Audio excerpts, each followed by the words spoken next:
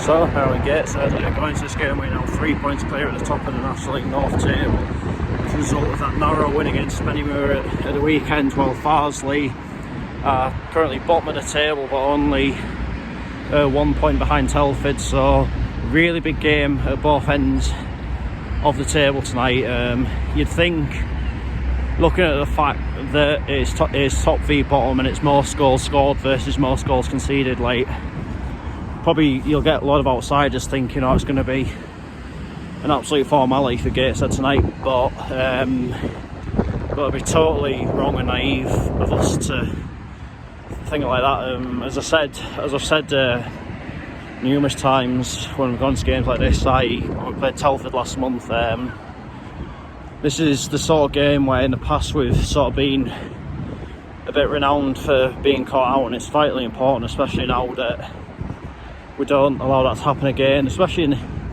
given the fact that once again Brackley's game tonight has been called off. Therefore we have the chance to move 6 points clear. I know they'll have 2 games in hand, but honestly you would rather have the points than the games, wouldn't you? Because we open up that 6 point gap, and that means they have to travel to Guiseley and Curzon Ashton on future Tuesday nights. Obviously as a part-time team for them, it's 2 long journeys, so really it's not ideal for them, is it? But if they win those games, then I'm happy to eat my words. But for now, all we can do is just focus on ourselves, to be honest. So yeah, let's head down to the International Stadium and find out how it all unfolds. So Gateshead are out to warm up, but no sign of Farsley Celtic just yet. So here come Farsley Celtic out to warm up.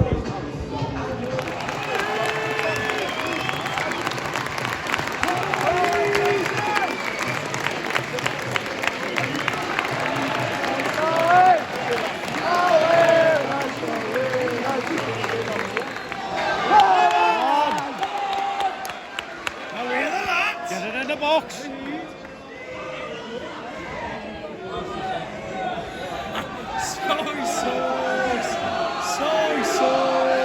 Oh, hey up.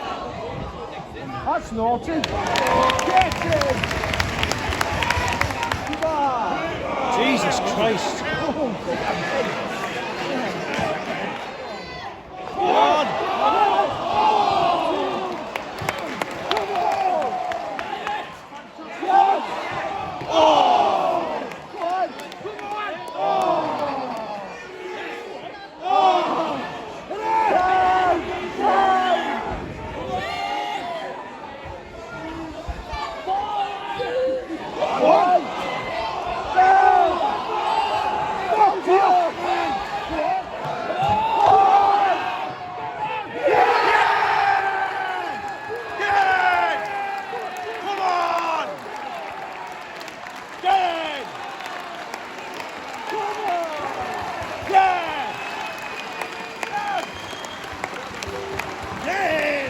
Come on! Come on! Go on! Go on! Go on! Yes! Oh!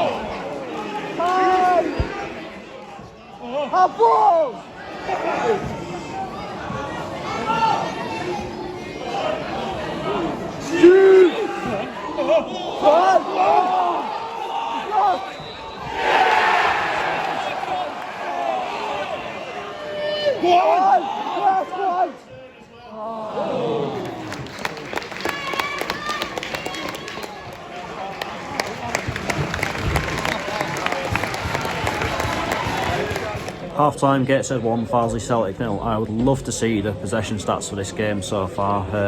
We must be at least in the 70s or something like that. Like honestly, they've hardly had any of the ball whatsoever, if I'm totally honest. But while it's only one, there is always that worry, isn't there? I mean, fingers crossed in the second half we can sort of gradually pick them apart. They'll hopefully become a bit more tired and we can go on and get a few more goals. I mean, but so far so good in terms of the overall performance. Really, it's just a shame we couldn't take one or two more chances, but fingers crossed more of them will come in second half, and surely before long we'll start taking them. Come on, Heed.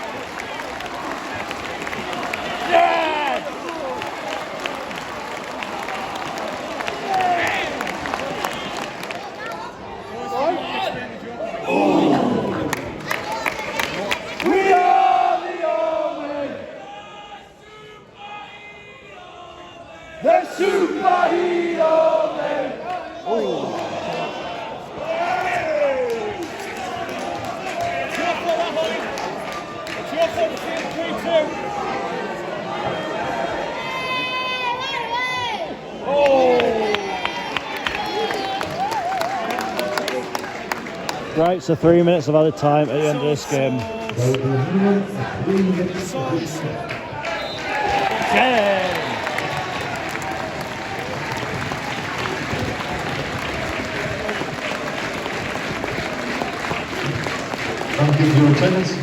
Full time Gateshead 3, Farsley Celtic 1, and you have to say that is as comfortable as it gets. If you're a Farsley Celtic fan watching this, and I know this is probably not what you really want to hear, but if I'm totally honest, I can't see anyone else other than them going down, to be honest with you. I think tonight there looks like a team that is just basically just ready to be relegated, but let's take nothing away from us. I thought